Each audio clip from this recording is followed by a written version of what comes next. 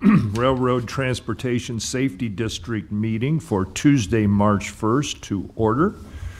I am chair or president of the RTSD, and I am Rick Vest, County Commissioner Rick Vest. To my left is County Commissioner Deb Shore and Councilman Tom Beckius.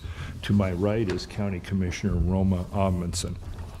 This meeting of the City of Lincoln, Lancaster County Railroad Transportation Safety District, commonly referred to as the RTSD, is subject to and adheres to the Nebraska Open Meetings Act. A copy of the Open Meetings Act is available for inspection and is posted by the entrance to this room. The RTSD agenda and all the materials that are being considered at today's meeting were posted on the RTSD website on February 22nd, 2022. The RTSD website is also accessible by links from both the City of Lincoln and Lancaster County official government sites. In addition, on February 23rd, 2022, the meeting agenda was posted on the bulletin board located in the City Hall, first floor, 555 South 10th Street. A copy of the agenda is also available at the entrance to this room. One copy of the meeting agenda and all the materials being considered today is located at the dais, and complete copies of these materials are on file at the RTSD office at 949 West Bond Street, Suite 200. With that, we will move on to agenda item number 3, approval of minutes. I'll move approval of the minutes of the December 6, 2021 meeting. Second. We have a motion. Oh, welcome. I would just add that for those who don't know, Councilwoman Jane Raybold and Councilman, I wrote it down, James Michael Bowers, because my brain freezes when I least want it to. Anyway, welcome both of you. Thank you. We have a motion and a second to approve the minutes. Please call the roll. Yes. Bowers? Yes. Beckius? Yes. Raybold? Yes. Shore? Yes. And Vest? Yes. Motion carries 6-0. Item number 4, report of statement of financial activity. Thank you. All right, Dennis Meyer, Lancaster County Budget and Fiscal Director, subbing in for Ron Rohde. He decided to go to Texas for a while, so I'm coming in to kind of hit the numbers for you. So the financial activity that is up there at this point in time is really at about 62% of the year completed is what the percentage was. It's as of February 11th. So if you take a look at that, you go down your receipts, you'll see that overall your total receipts budget was about $6.1 million. You've received $2,778,166. That puts you at about 46% of the collections. But when you take a look at it, you always have to remind yourself, your biggest portion is your tax receipts. The actual amounts are only at 42%, which you have to remember the first half of the new tax year will really be coming in here, kind of here in March and April. So you're gonna get that big chunk really at that point in time. So that kind of will push you towards the finish line, but you always got to remember that. Investment income, you will see that $80,000 was budgeted. We've received about $27,427. Interest rates. Interest rates are kind of where they're at right now. There's going to probably be some fluctuation, and we're going to probably be at a point where we need to kind of be ready to when rates do maybe start coming back, be ready to maybe tap into some of that as we move forward. On the disbursement side, you will see the total budget is at $1.8 million. You've spent about $416,000 of that. Of that $416,000, Project costs are at 346. Of that, operating costs a little over 24, and then your commissions a little over 46,000. So again, you've only spent 23% of your budget that was set up. The one below that is your cash and investments, and you'll actually see as of February 11th, your overall fund balance is it's just about 16.5 million. And when you look back at the previous 3 fiscal years, you will see that balance has just been increasing over each year as you're kind of building it up to kind of, wait for that 33rd and Cornhusker project. That's going to pretty much, at some point in time, wipe everything out. So, but you will see that's been gaining, and that's where I kind of mentioned, we're going to kind of keep an eye on this with the interest rates, just to kind of make sure that we're getting money moved to the best spots where we can get the best interest rates as we possibly can. So, questions on any of this? No, we appreciate that, Dennis. The 16 million seems like a lot of money set aside, but with the scope of the project, which we'll be hearing about later this meeting, it's important that we begin accumulating funds, because once the costs start, it'll be very Right. No, significant. I mean, we will get back to a point where we'll be sitting and we'll be like, was the 16 million enough at that point in time? Yeah, So great I think question. right now we're trying to accumulate as much as we possibly can. Yeah, very good. Any questions for Dennis? Well, tell Ron that his prep work with you paid good dividends, and we appreciate it. It's perfect timing. He'll be back tomorrow morning. So, I knew we shouldn't ask him all those questions in yeah. December. So, All right. okay. Thank Good you enough. very much. Motion to accept Oh, Accept the report. Second? we have a motion made by Roma and a second by Jane to accept the statement of financial activity. Please call the roll. Bowers, Yes. Beckius, Yes. Rabel, Yes. Short, Yes. Best, Yes. and Emerson. Yes. Motion carries 6-0. Item number 5, report regarding current budget status. Good morning. Roger Feigert, serving as the Executive Director. With your concurrence, I'll just kind of combine items 5 and 6, the current budget status. We're using the same form, so I can kind of look at where we are and what I would be proposing for next year. Again, this is a draft. I would ask you to continue to think about other items of activity or need within the district between now and June, when we would bring a final budget in. But Dennis kind of went over, we haven't spent a significant amount of this year's budget. That top portion of of that sheet is the operating budget. Again, our budget was just a little under 221,000. We've only spent about 70. I'm currently working with the city and trying to get a couple of those administrative invoices in and get those paid before the year ends. And for the proposed budget, I'm proposing a slight increase, and it's really just, let me look and see exactly where was it. It was just the increase for the auditing and the budgeting contract for next year that went from 13,200 up to 13,725. So pretty modest increases there. The lower portion, our FY22 budget for capital projects, as Dennis said, a little over 1.8 million. Most of those expenditures, a little over 300,000, have gone for the engineering and the continued NEPA study at 33rd and Cornhusker.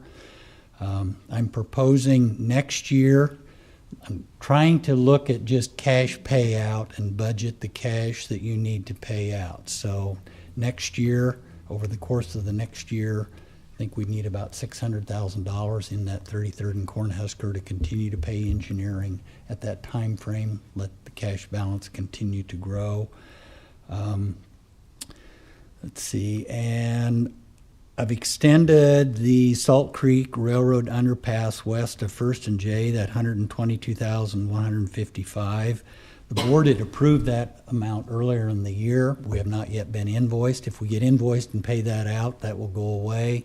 If we don't get invoiced, I'll have that and carry it over into the budget for next year. We would continue to budget $300,000 for crossing improvements and repair, and our normal categories of miscellaneous engineering and emergency and safety and study of $100,000 each. So we're doing well on the budget. It's a pretty Spartan proposed budget for next year. With that, I'd try to answer any questions you might have. Very good. Yeah, Gene. Roger, can you tell me a little bit, the Southwest Lincoln feasibility quiet zone, is that what we're dealing with Highway 2? Is that Highway 2? No. Oh, okay. What, Southwest, that was the study on the Amtrak line that goes southwest out of Lincoln that was put on hold, and it's still on that sheet. Probably will come off of the board. It's currently on hold and was not recommended to move ahead. So we do not have a separate line item at this point in time for the Highway 2 quiet zone. We've been paying for that out of miscellaneous engineering to this point. and then for next year? For next year, the expenses, whatever we might have, would continue to, I was proposing would continue to come out of miscellaneous engineering as we continue the contract work with FHU, pay the third-party agreement, and we'll have a discussion of that towards the end of the meeting too, when we get down to that item. But Item I did not 10C. separately line item budget additional money for a Highway 2 quiet zone. Is that, I see it's, I'm trying to see what it was like before. So is that sufficient amount of money to budget? Should we, once we get the study done and once like the railroad officials actually do their assessment? That would depend, I really think, on the direction or decision the board would make on whether to move ahead with actually the proposed implementation of a quiet zone, having to do the design. I would hope later today we'll also discuss. We do have a unsigned, but we do have a third-party agreement in hand from the railroad, and between now and our next board meeting in June, would hope to have had a diagnostic meeting in April or May and have a better sense of the costs and be in a position to update the board maybe on those costs, and the board at that point would be in a position to decide, do we continue, do we not continue? If we do, what additional budgeting do we need for that? And is that enough time, because the meeting is on June 6th, is that enough time to? Ron is very rapid at changing Excel spreadsheets, so yes, I think so. Assuming that we actually get the meeting scheduled, the diagnostic meeting that will involve the railroads, several separate consultants, Federal Highway Administrator, Federal Rail Authority. They come out of Kansas City. The consultants come out of Dallas-Fort Worth. We're currently at least discussing dates in April to have that meeting. Our consultant is not here today. They didn't have anything new to report, so I didn't ask them to come in and spend any time and money for things are the same. They have generally laid out the engineering drawings of the improvements that would be necessary for the quiet zone. The meeting in the field with the railroad should affirm the equipment is there or it's not, and then we could refine those cost estimates, and the consultant could give us a better idea of, if you were going to do a quiet zone, what it would cost, and would the board want to move ahead with that. Then there would be the design and all of that. So I think there's enough time if we have the meeting. If not, and the board, you know, if that money's not in the budget at that point in time, you can also do an amended budget. That was my later on in the question, year. yeah. We could move some money around if we need to be. We do have a nice cash balance, but looking for that for 33rd and Cornhusker in the future. That was my question. If we make a decision, set a budget for the next fiscal year, but then new information comes along, i.e. the cost of a quiet zone, we have every opportunity to have that discussion, amend the budget if that's where we want to spend funds. Is that?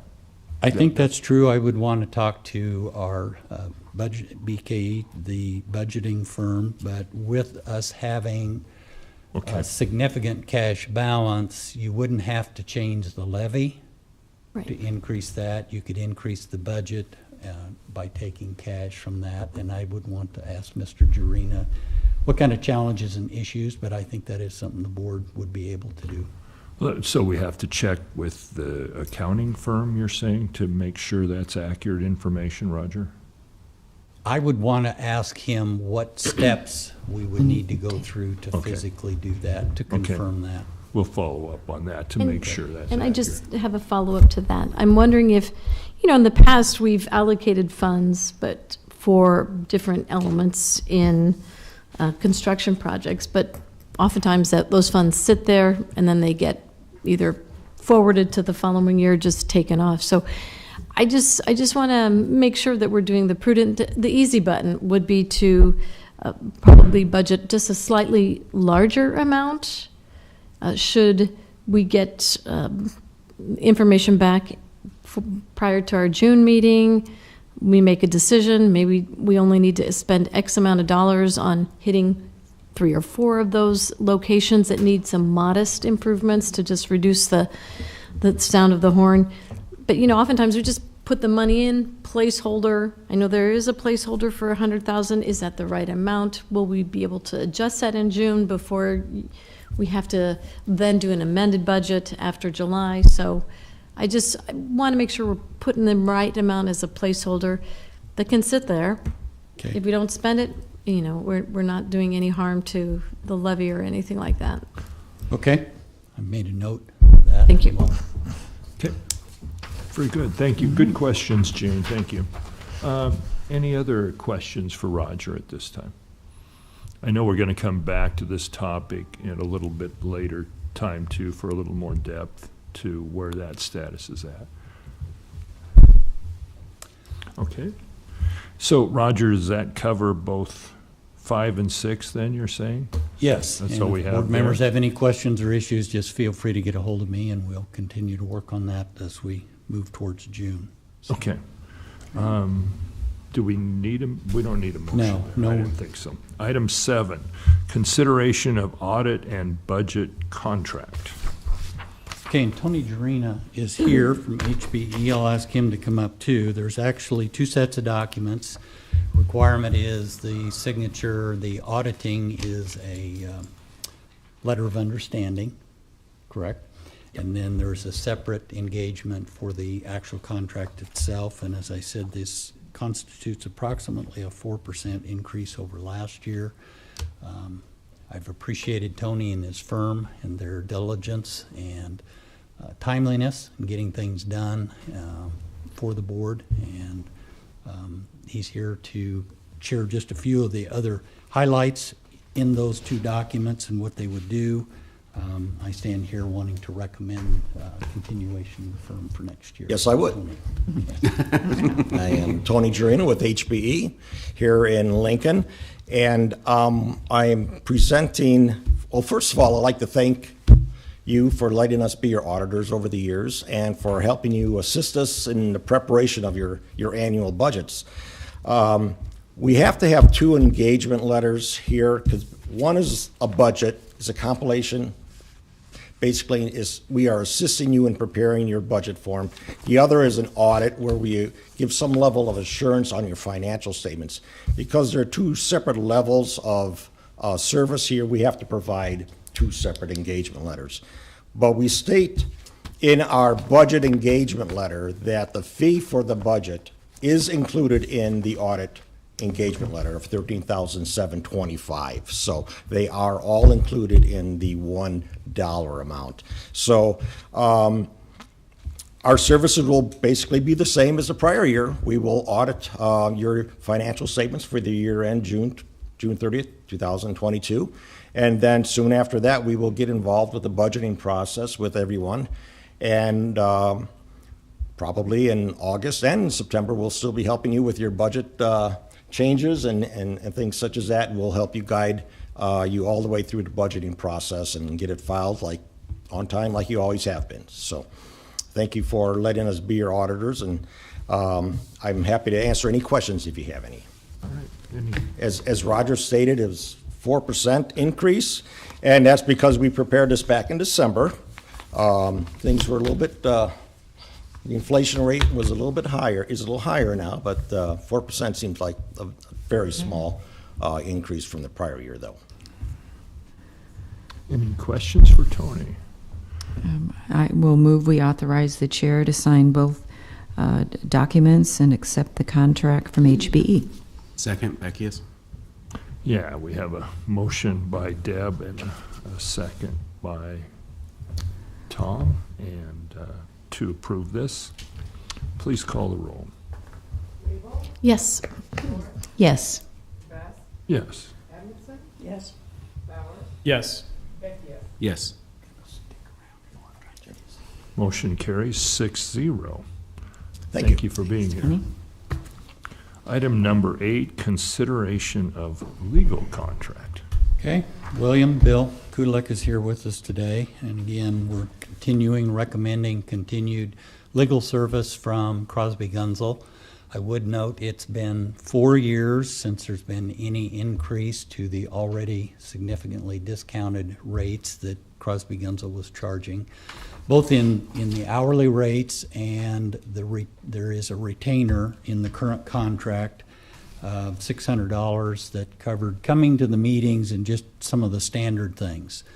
After discussion with Mr. Kudlik this year, it seemed perhaps to make some sense to adjust the rate, eliminate the retainer, and simply pay for the time and effort spent on that discounted hourly rate. So this contract that is before you today for your consideration is approximately a 10% increase in the hourly rates.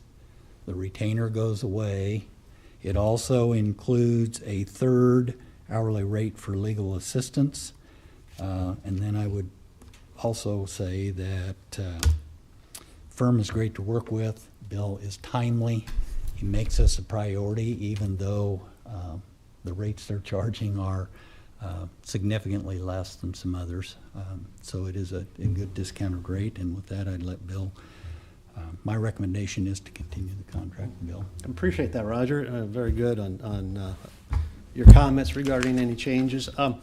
Yeah, we appreciate, Crosby Gunzel has had a long-standing relationship with the RTSD, and certainly our firm appreciates those opportunities and appreciate the ability to work with Roger and the board.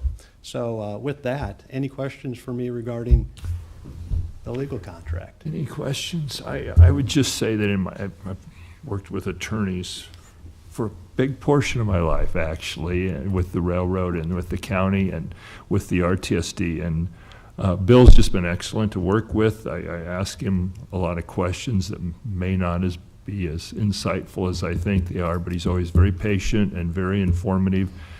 And one of the reasons, just to be fair, that the quiet zone has taken some time is Bill just refused to let us sign a contract that would have been bad for the RTSD and the citizens of Lincoln and Lancaster County.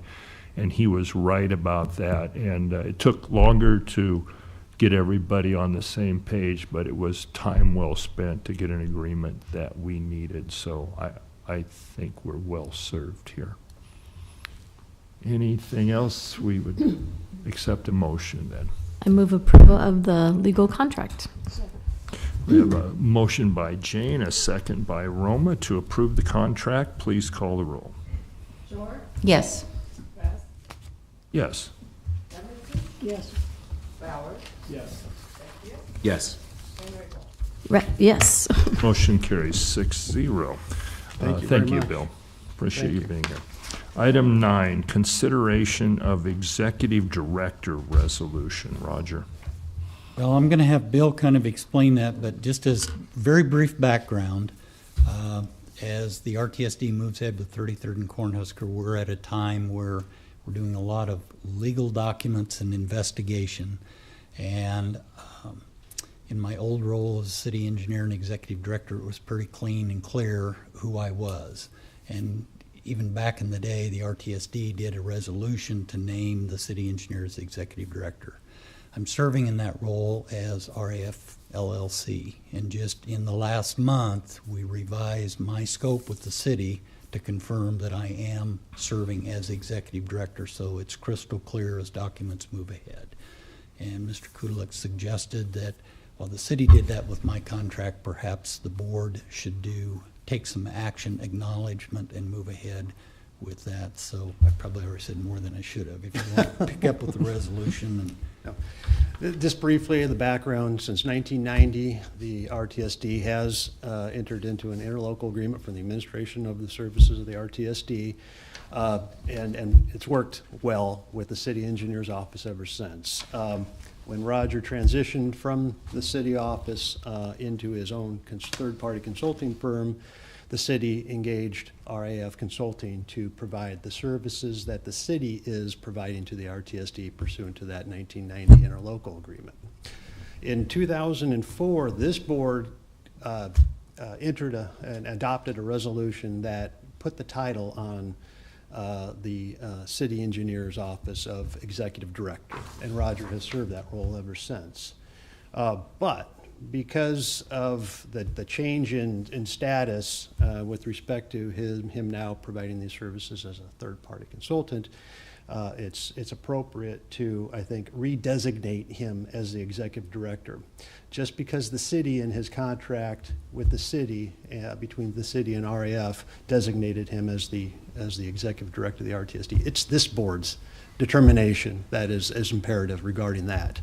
That designation can be granted and withdrawn at any time by this board.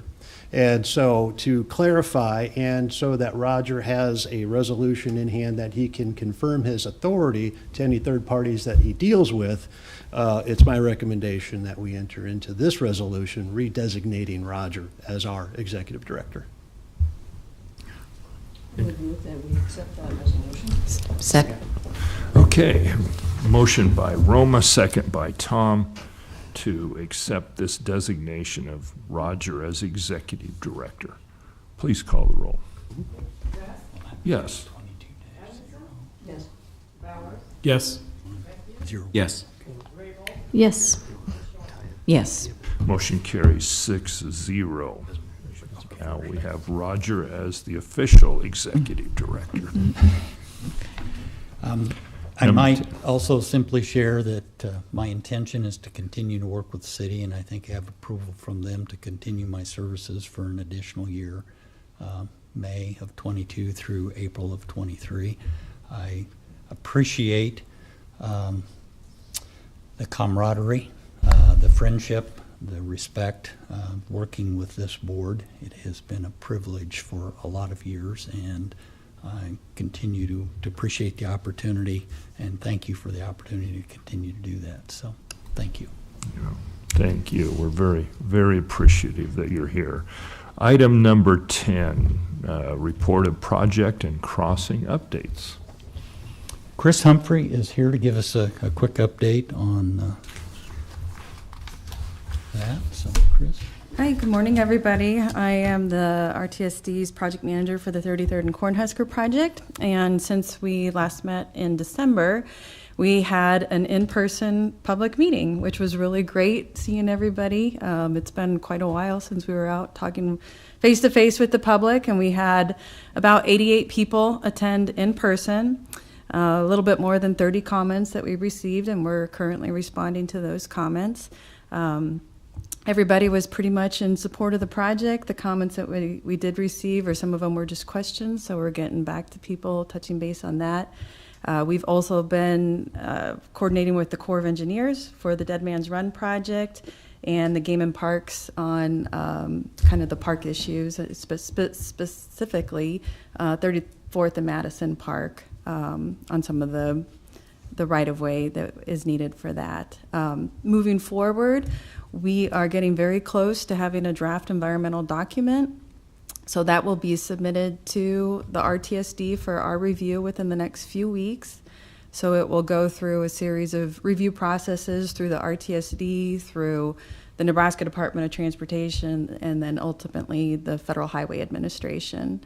And after it's been through all the reviews and comments have been incorporated into the document, then we will have the public hearing. And right now we're estimating that to be either late 22 or early 23 for that public hearing. And then after that, it's just a matter of walking through the steps of a decision document. Hopefully it'll be what's called a finding of no significant impacts. So, and then obviously moving on through right-of-way or final design right-of-way and ultimately construction.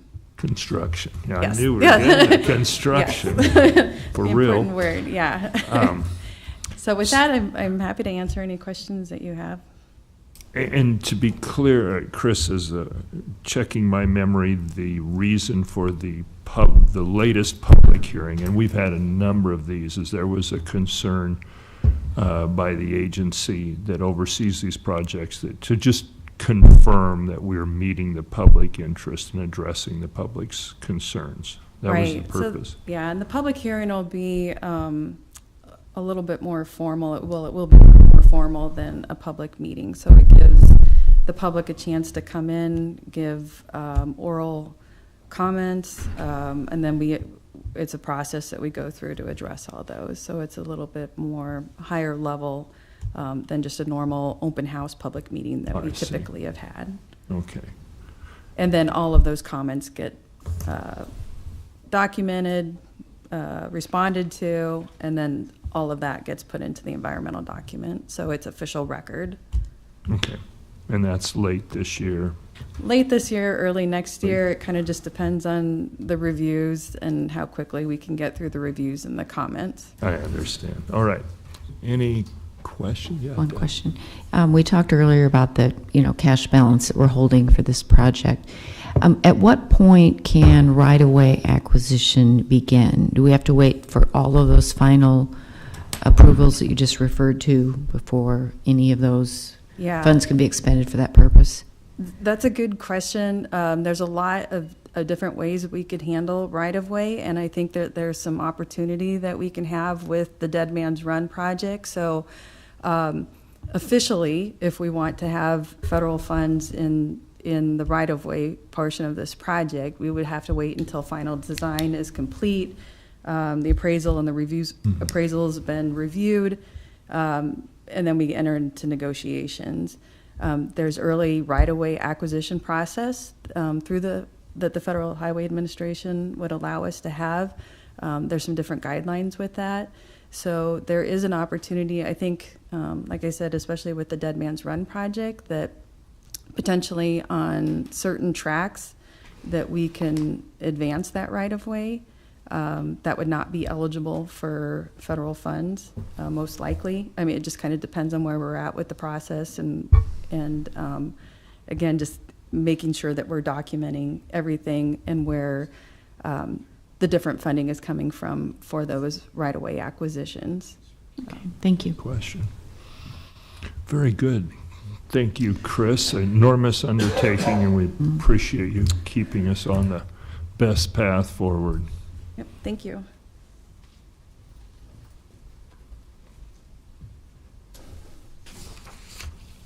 Okay. Item B, Roger?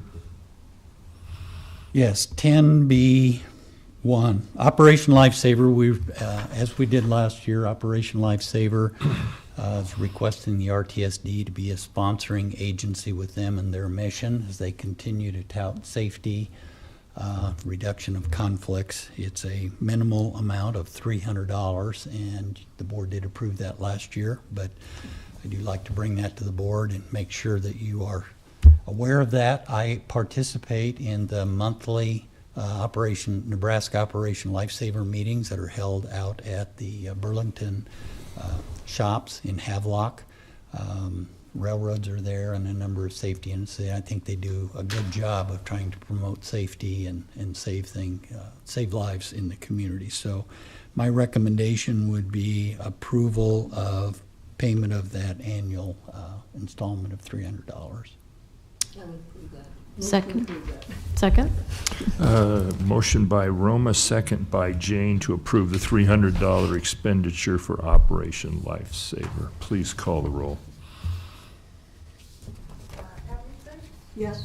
Bowers? Yes. Beckett? Yes. Rabel? Yes. Short? Yes. Best? Yes, motion carries 6-0. Okay, item 2.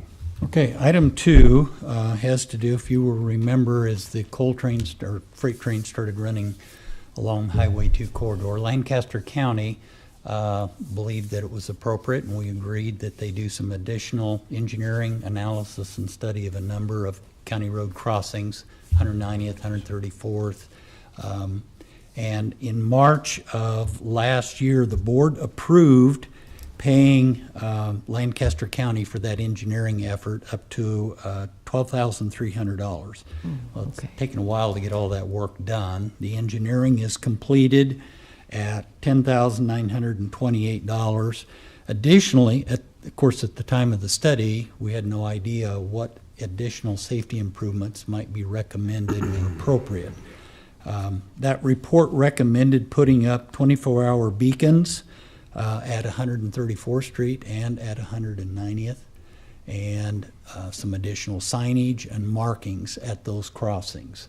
And the county is requesting that the RTSD reimburse them for the material cost of the signs and the beacons. They provided the equipment and the labor and the manpower to install them. And so that total invoice is $29,718, of which $10,928.03 had already been approved by the board. And I think this is another one of those things where the RTSD and its mission is properly positioned to help city and county pay for some of those things that they don't always have the resources to do. So I'm here to answer any questions. I don't think anyone from the county is here. I'd answer any questions. Roger, I Yes. have a question. So would this be coming from miscellaneous engineering? Is that where you have allocated it? It's coming out of emergency and safety. Oh, the emergency 100,000 and emergency and safety.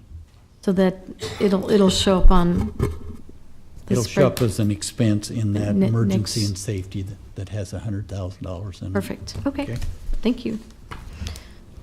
I move approval of reimbursing the Lancaster County Engineering Department for the materials amount, or I guess also for the engineering services that we already approved.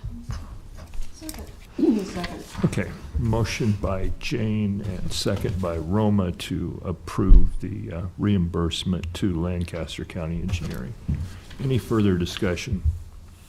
Please call the roll. Bowers? Yes. Beckett? Yes. Rabel? Yes. Short? Yes. Best? Yes. And Edmondson? Yes. Motion carries 6-0. Item C, Highway 2 Quiet Zone. Okay, just a quick update. Obviously, we have, as President Vest indicated, we have been spending a fair bit of time trying to get a three-party agreement. And again, I'll remind for people that are listening out there, the railroads are private entities, and they are requiring the government agencies that want to do improvements such as quiet zones in their area to reimburse them to have an independent engineer come in and review the plans and the equipment on their behalf. We did receive Friday what Mr. Kudalek and I believe is a three-party agreement that reflects the intent of the agreement and is satisfactory for the RTSD board to approve and move ahead. I would want to remind us that at the June meeting in 2021, the board approved having the president and executive director sign that that third-party agreement, provided that it met the conditions that were stated at that time by and reviewed and okayed by our attorney. I bring it today only as a matter of transparency and I believe we discussed at that meeting that we thought the cost of that third party would be in the range of low $40,000. We are now almost a year later, costs have gone up, and the railroad has included a 20% contingency fund in there. So that contract is currently, and we will pay actual expenses, $55,237. And before I would ask the president to sign that, just as disclosure, I wanted the board members to know that what we had indicated last year as an approximate range has gone up, to make sure you are aware of that before we sign that agreement later today. And to answer any questions or to see if there was any concern. Please. Rogers, okay, so tell me the timeline again, if you could, please. So if we approve the increased amount today, is that what you would be asking us to do? I might have to ask our attorney. I think all I'm doing is informing you that your previous action to sign, the numbers have gone up, and make sure you're, I don't know that we need a motion. If you have a problem with that, then I would think the board would need to take some kind of action and rescind the authority for us to sign that contract previously granted. I would agree with Roger's statements there. He wanted to provide additional information that became apparent since the last time this board approved it. And if the board wants to do something different as a result of this new information, it can take up a motion. Otherwise, its existing motion, I think, would be sufficient to authorize the execution of the agreement. Okay, and then to get to the rest of my question was, okay, so once we approve and sign this, then have they scheduled their team to come out and do their assessment, or are they They're waiting looking for at this? some dates. Okay. We've asked, our consultant has sent out, this is a fairly significant, this isn't just a project meeting, it is 2 full days of the entire team being there and going to every one of those approximately 13 crossings, opening up cabinets, making sure that we confirm the equipment is there. And that team comes out of Dallas-Fort Worth, out of Kansas City. The railroads will send folks too. So right now, we are looking at dates to try to schedule the meeting in April. Terrific. Okay? Deb?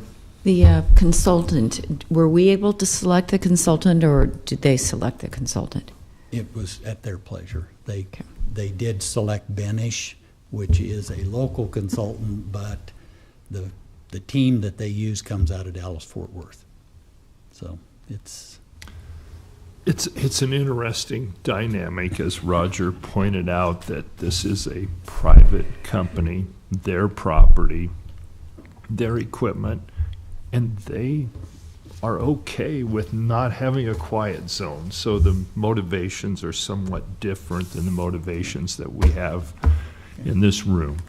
Long process, but we are scheduling. Roger's been working diligently. You know, we got our part done as far as we could go very quickly. There's been a little more complicated. But the dates are out there, and hopefully finding one that fits everybody's schedule. And I don't want folks to think that I make excuses or defend the railroad any more than I would anyone else, but they, like many of us, are stretched. They have cut, their boards have cut employees. They have fewer and fewer staff. It takes longer to get things done. I did want to say also and give some credit to Jeffrey Davis, who is the Director of Government Affairs from BNSF. He and Michaela Valentine with OPPD, they have worked diligently behind the scenes to try to make sure that this contract or this agreement got here so that the community could be apprised of what it would take to do a quiet zone, and this board could make decisions. So, and he wanted to make sure that that the board knew that the document was ready for signature. Well said. All right. Then, any other questions about the status of the quiet zone? Looking forward to more information on that soon. All right, we'll move on to item number 11, communications correspondence placed on file. I really haven't received much, a few emails. Things have been fairly quiet. The quiet zone and the horn seem to be working appropriately along Cornhusker Highway these days, but I any communication that I get is of significance would pass on at this point. The Highway 2 contingent that's interested in Quiet Zone has been fairly quiet. I think they continue to email me and watch the board meeting, and we'll get back to them as quickly as we can. One thing I did fail to mention, also just in crossing updates, I think in December I said I didn't think the railroad would be doing anything else. A little over a year ago, BNSF replaced the crossing on Pioneers Boulevard just west of Highway 2, or 9th and 10th Street.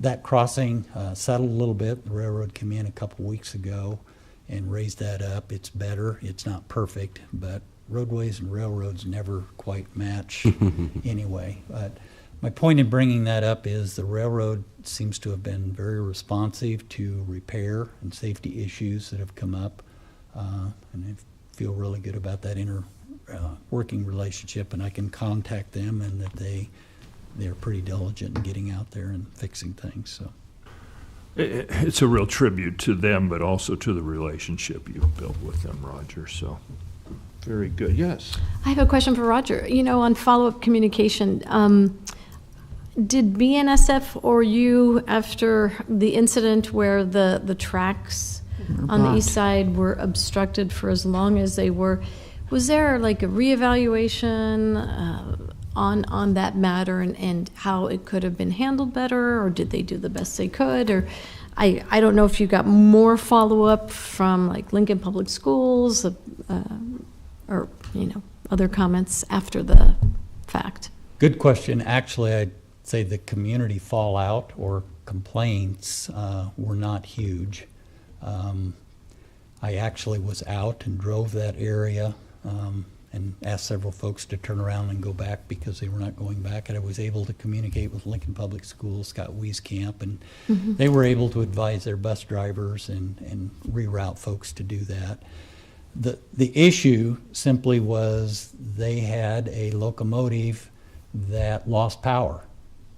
And any of us that drive a vehicle know occasionally something goes wrong, and it took them a while to get another engine in to move that train, and they have lots of safety issues. What we did do, and it's maybe still a conversation in process, is anytime there's a major emergency or an incident on streets, highways, or trains, the folks that first respond try to determine the length or the exposure of the emergency.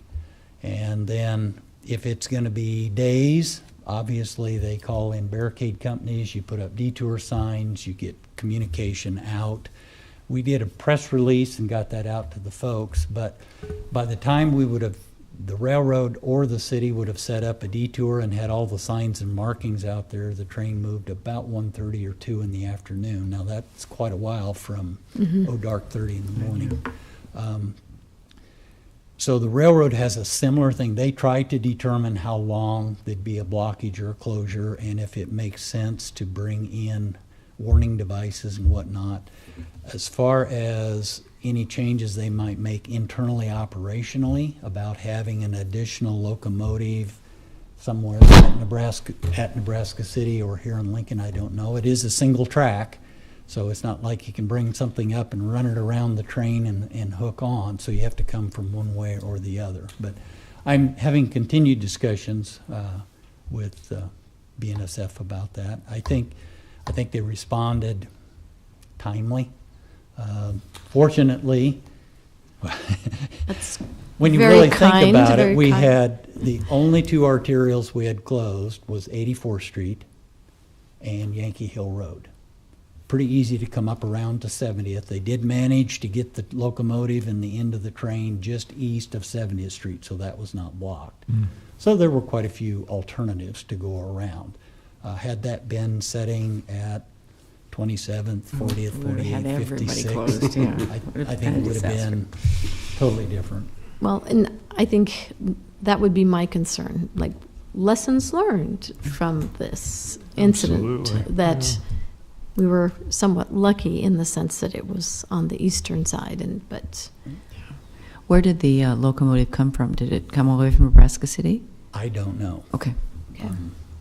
I apologize for not knowing. I was Perhaps just you know, curious. But we'll continue those discussions. Appreciate the concern, and I think the public was pretty understanding and responsible and did what they had to do. I got a few calls. I'm sure you did. Okay, It's nice to Okay. have friends, right? yeah. All right, very good, good discussion.